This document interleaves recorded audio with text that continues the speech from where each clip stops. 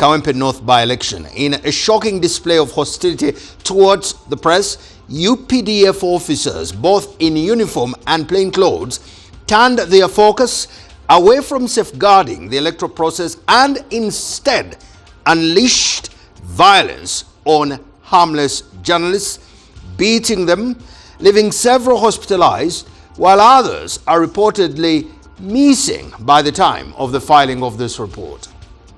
From the early hours of the day, journalists from various media houses took their positions across polling stations, ready to document the unfolding events. However, instead of reporting on voter turnout and election integrity, many found themselves running for their lives as UPDF officers pounced on them with batons and rifle butts, leaving several injured. Henry Mgenyi, a journalist covering the election, barely escaped an attack as chaos broke out. Others, however, were not as lucky. I was with Hassan Waswa as my video journalist, so he was the security operative tried to beat his camera, like smash it. So he took it away, and then he won himself a slap on the head brutally. Then the guy took off with the camera along with a live unit. So we remained with nothing. They came straight to where we had camped as journalists, and the first demand was, give us your cameras.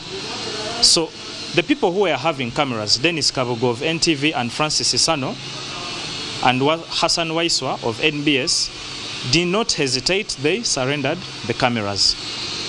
No sooner had they surrendered their cameras like this, another order came from within the men in uniform that whoever is putting on a press jacket, let us also escort them to the drone. From analysis, journalists were targeted deliberately, the cameras grabbed, memory cards confiscated, and some were forced to delete captured footage of the military and police, causing chaos. They told us to delete whatever we had. He even wanted to operate the camera himself. But unfortunately, he failed to delete the footage that he had. They found me on my phone. They told me, check the phone, open the gallery, and they checked everything. I had not captured anything. So they told us, if we see this anywhere, you're going to get problems.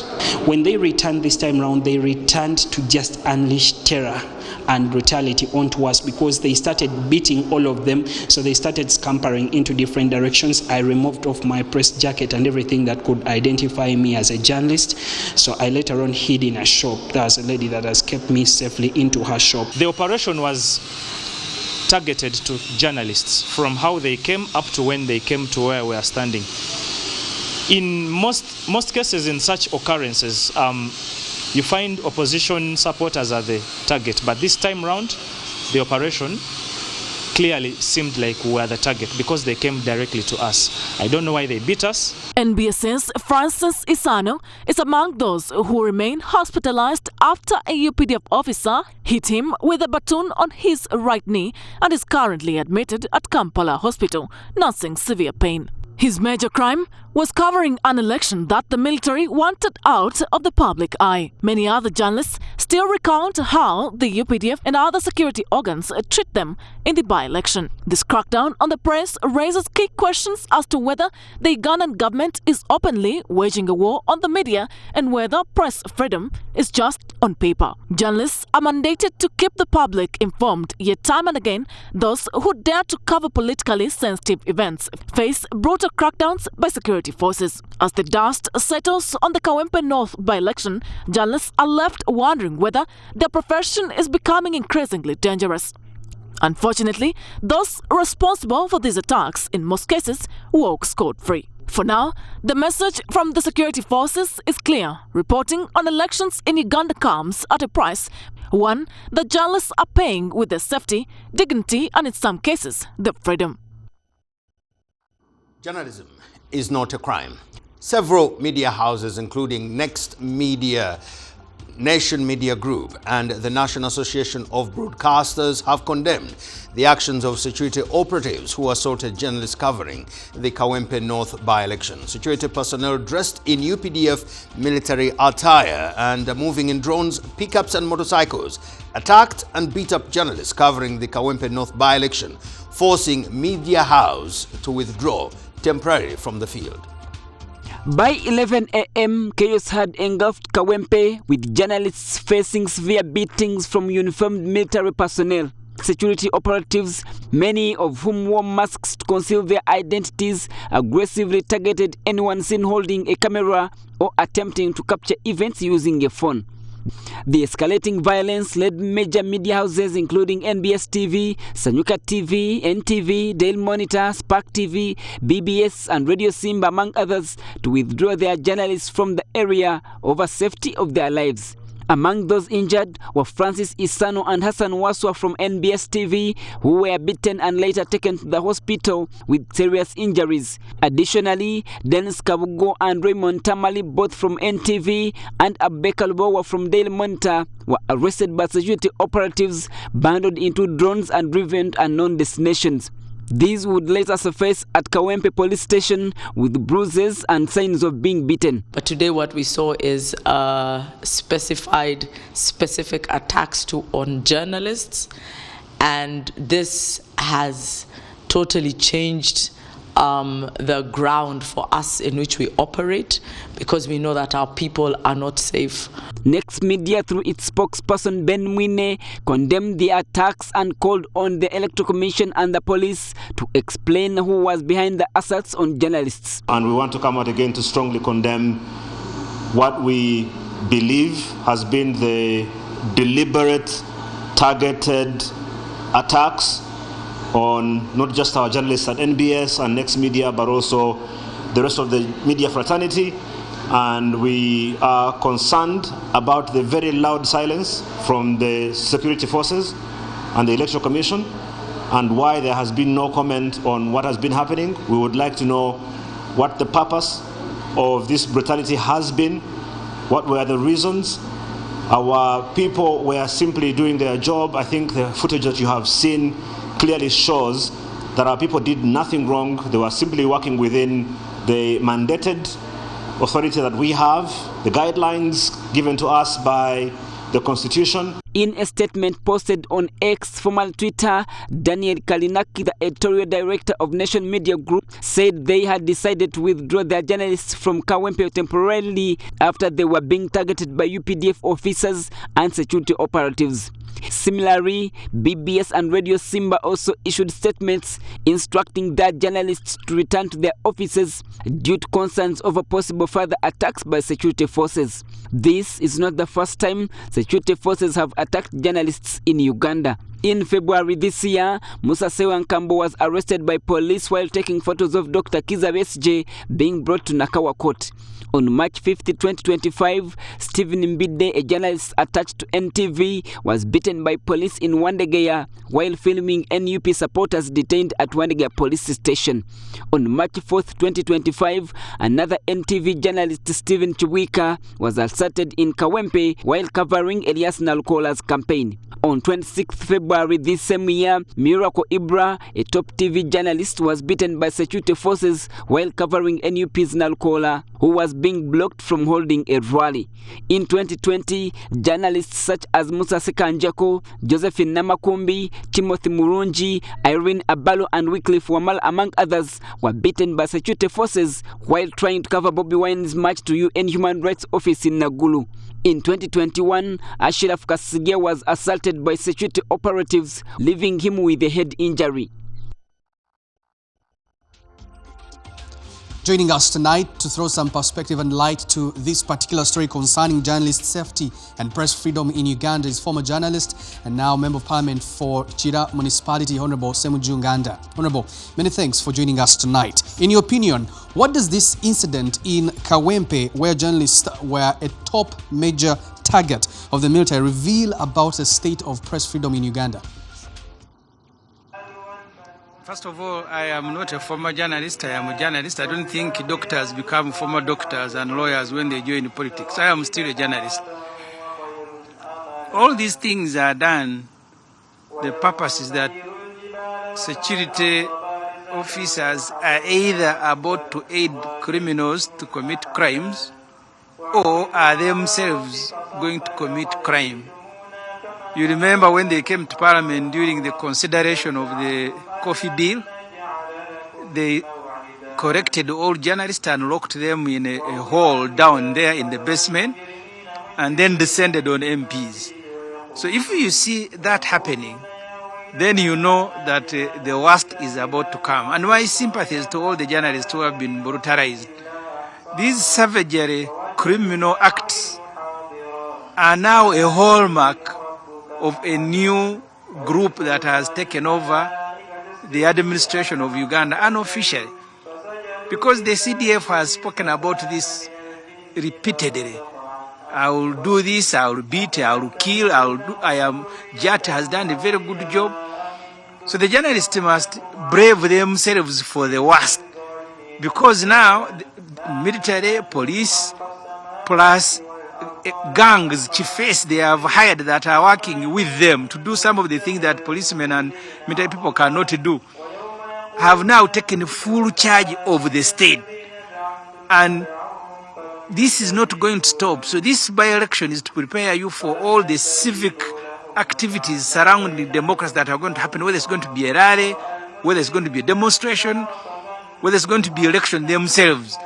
This is the new era of Uganda under General Muhoozi Kainerugaba. Please brace yourselves.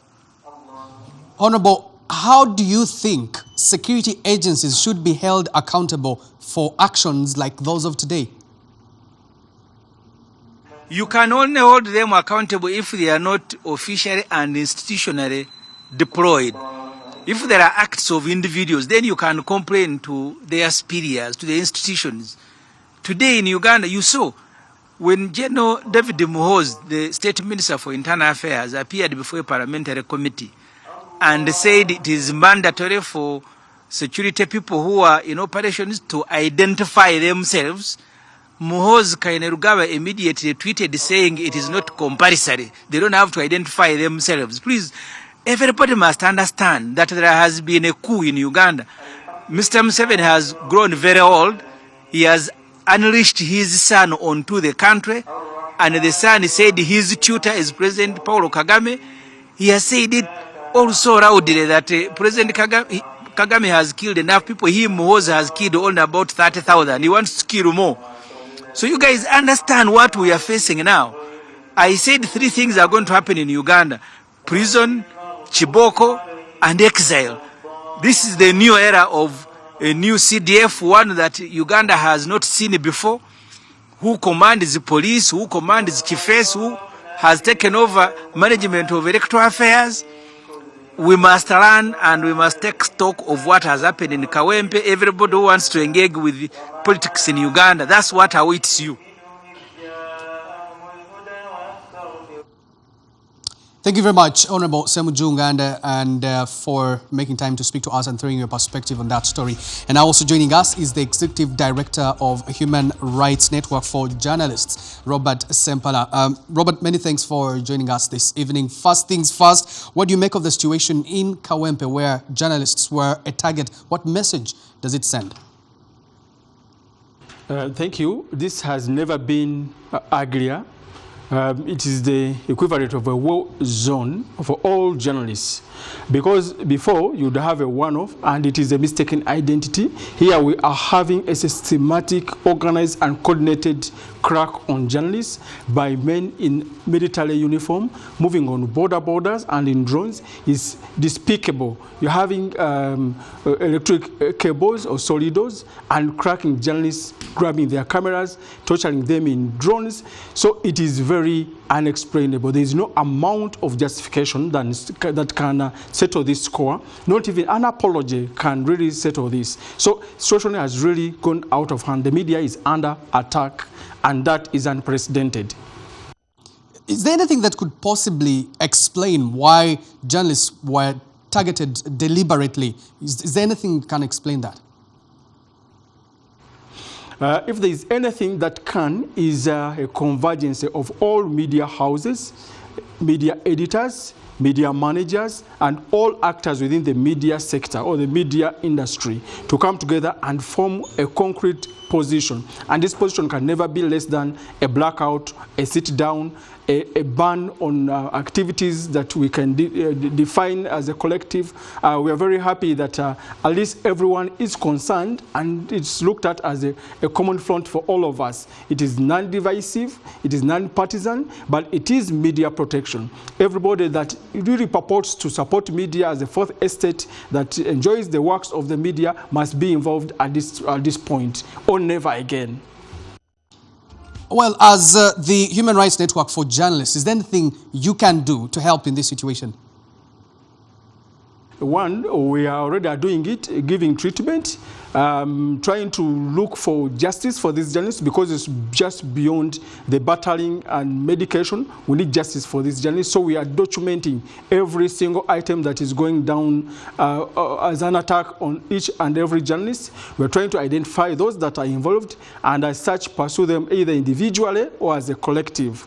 Also, we are doing collective advocacy, because this is an affront to media and press rights. It's an affront to democratization. It's an affront to the people's right to know. And more so, it is a scar on our electoral processes. So as a Human Rights Network for Journalists Uganda actor in this space, we think that we need to rally all the actors, the editors, the managers, the owners, all the journalists to come and take stock of what is happening and come to support a concrete decision. We are able and willing to work with everyone in that direction to assert ourselves as the fourth estate, but also to defend this unit called media rights. It is justifiable that everybody is angered. People are crying, shedding tears when speaking about this. People are nursing serious wounds. People are bedridden. You know, people that are doing professional work are disabled by the military that does not even know how this work should be done. I think this is a place where everybody should come out to say, we are wrong, we are sorry, this is what we're going to do. But most importantly, we need action taken against these errant officers seen in broad daylight crowbarring every journalist. Thank you very much, Robert Sempala. He's Executive Director for the Human Rights Network for Journalists. And now moving on, the leadership of different media associations in Uganda have this evening announced a media blackout on all activities of the security organs in Uganda until they reach an agreement that will guarantee the safety of journalists in the country. Addressing a joint media press briefing in Kampala, the leaders of the Uganda Parliamentary Press Association, Uganda Journalists Association and Uganda Sports Press Association, Uganda Journalists Union, the Editors Guild and the Human Rights Network for Journalists, among others, condemned the targeted attacks on journalists that were covering the Kawempe North by-election. But the continuous violation of the rights of journalists in this country is getting out of hand, and more especially by security officers who are supposed to ensure that the rights are respected, but they are the ones who are now violating the rights of journalists. So starting with immediate effect, we are saying we shall not cover the activities of the security organs, be it Uganda Police, be it the Uganda People's Defense Forces, until further notice, or until we engage the leadership of these different security organs on the safety, mark that, on the safety of journalists in this country. Our solidarity, our enforcement, our power to exercise the controls, the limitations, and to empower every course necessary will be denied those who will withdraw from this collective action. We have documented all those cases of violations, case per case, case by case, and we will sue them individually.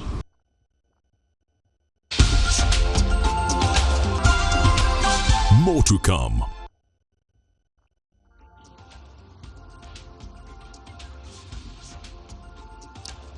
The Speaker of Parliament, Anita Nate Among, has declared her income, assets and liabilities to the IGG as required by law. We'll tell you about that story when we return from the break.